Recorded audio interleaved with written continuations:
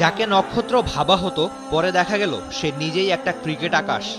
সাকিব আল হাসান মোটে ৩টা শব্দ, অথচ নিজেই দেশের ক্রিকেটকে এনে দিয়েছেন সহস্র শব্দের উৎসব।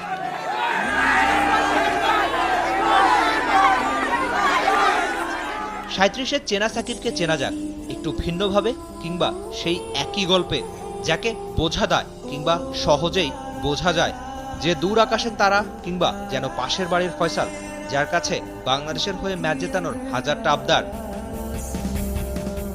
এক সাকিবের জীবনে গল্পের অভাব নেই, গল্প হলেও যা ছিল একেবারেই সত্যি।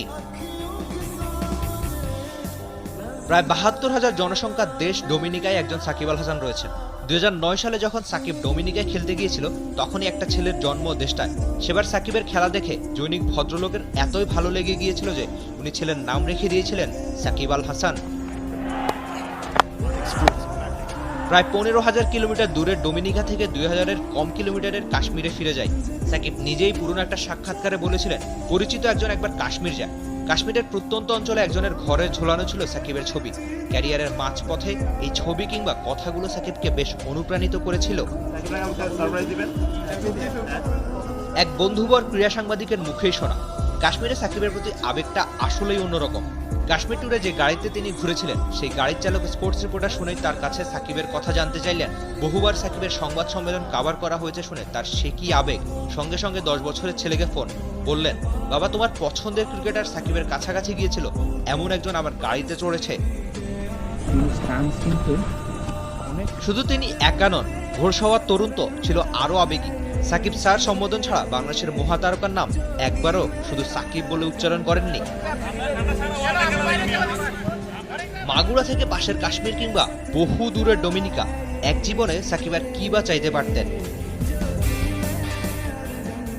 শুধু এমন সাধারণ ফ্যান না, সাকিবকে কিংবদন্তি মানেন যাদের সঙ্গে খেলেন তারাও।